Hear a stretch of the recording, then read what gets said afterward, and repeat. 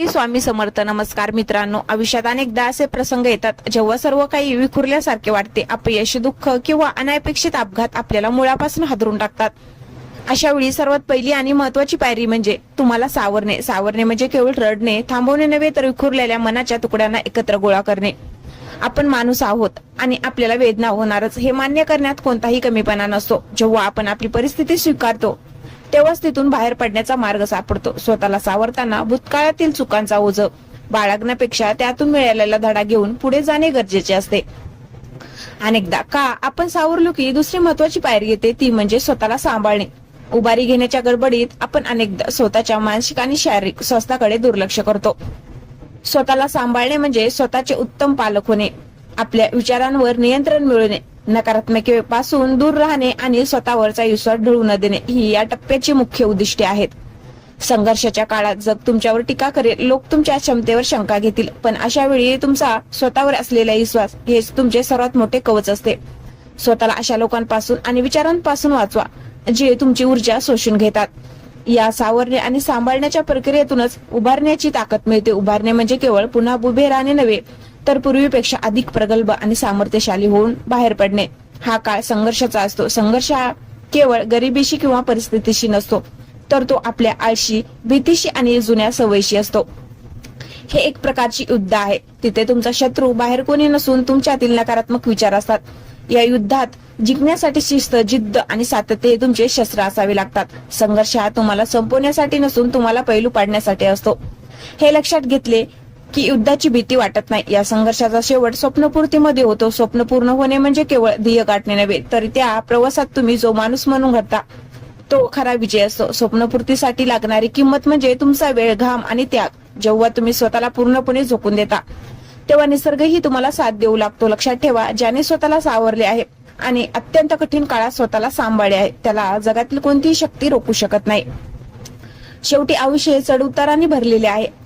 आज जर तुम्ही संघर्षाच्या गर्दीत असाल तर समजा की ही तुमची सावरण्याची वेळ आहे. इथूनच तुमच्या विजयाची गाथा सुरू होते. स्वतःवर प्रेम करा, स्वतःला वेळ द्या आणि पुन्हा एकदा पूर्ण ताकदीनेशी उभारी घ्या, कारण तुमची स्वप्ने तुमची वाट पाहत आहेत. सावरणे, सांभाळणे आणि उभारणे ही केवळ प्रक्रिया नाही, तर ती एका सामान्य माणसाच्या महामानव होण्यापर्यंतची धडपड आहे. जेव्हा आभाळ फाटतं तेव्हा ठिगळ कुठे लावायचे सुचत नाही. अशा वेळी माणूस म्हणून आपण हात बोलवतो, पण लक्षात ठेवा, सावरण्याची पहिली ठिणगी ही तुमच्या नकारात असते. आपल्याला मिळालेले हे दुय्यम आयुष्य स्वीकारण्यास दिलेला नकार. स्वतःला सावरताना पहिल्यांदा आपल्या मनातील गोंधळाला शांत करावं लागतं. लोक काय म्हणतील यापेक्षा मला काय व्हायचं आहे हा विचार जेव्हा प्रबळ होतो तेव्हा खऱ्या अर्थाने सावरण्याला सुरुवात होते. ही अवस्था म्हणजे स्वतःच्या विखुरलेल्या अस्तित्वाचा पाया पुन्हा रचण्याची वेळ असते. एकदा पाया रचला गेला की त्यावर स्वतःला सांभाळण्याची जबाबदारी येते. ही पायरी सर्वात कठीण आहे, कारण इथं शत्रू बाहेर नसून आपल्या आत बसलेला संशय असतो. मला हे जमेल का? मी पुन्हा पडलो तर? हे प्रश्न तुम्हाला आतून पोखरत असतात. अशा वेळी स्वतःला सांभाळणं म्हणजे स्वतःचा सर्वात चांगला मित्र होणं. स्वतःच्या मर्यादा ओळखा, पण त्यांना आपली ओळख बनू देऊ नका.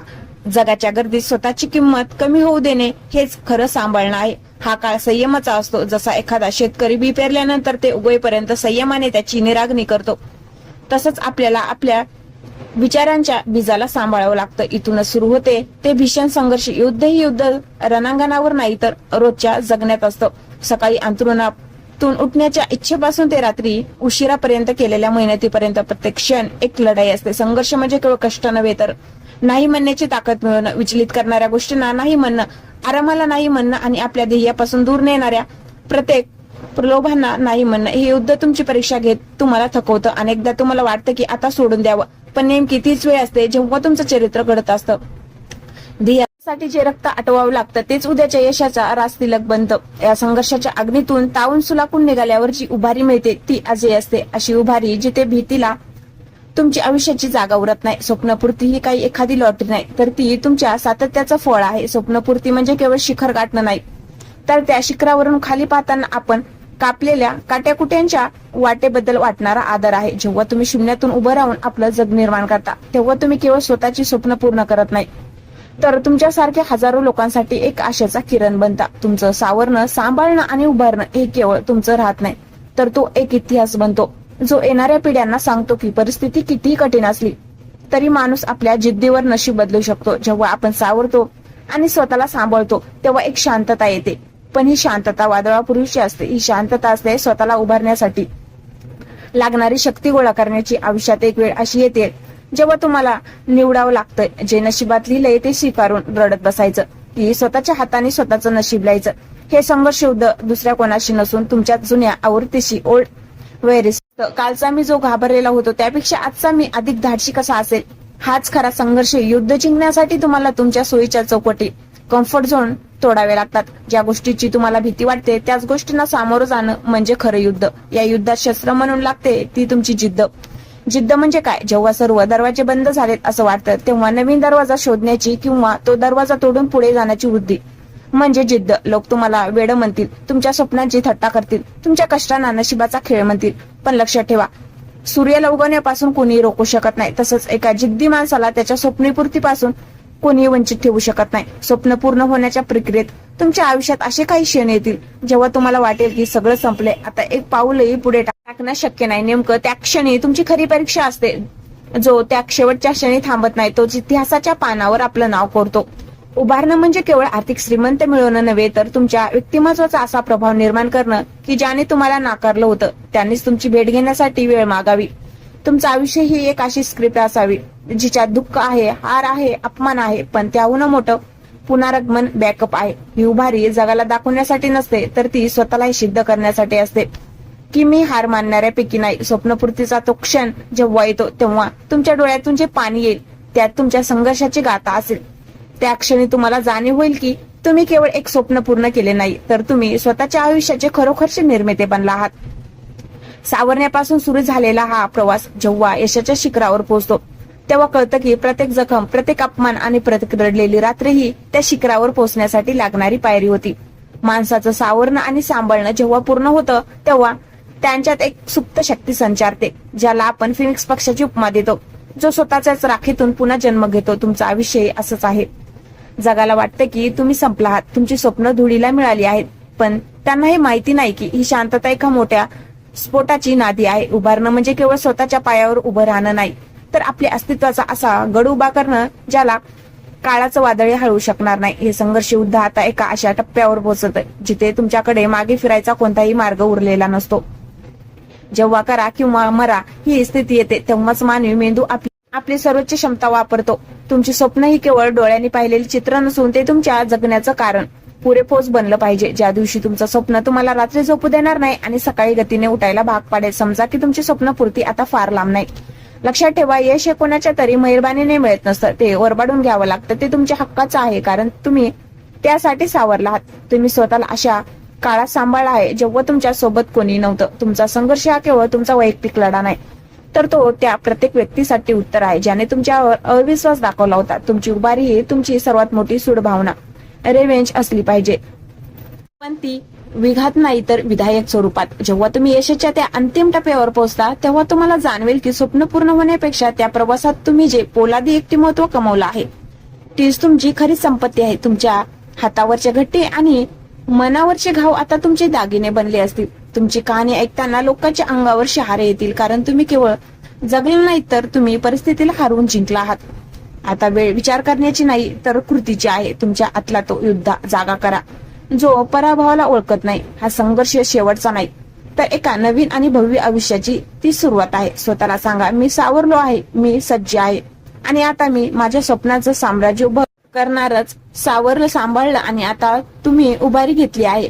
पण या प्रवासाचा खरा गाभा आहे तो म्हणजे अटूट सातत्य. अनेक लोक सावरतात, काही काळ स्वतःला सांभाळतातही, पण संघर्षाच्या युद्धात ते मधूनच शस्त्र टाकून देतात.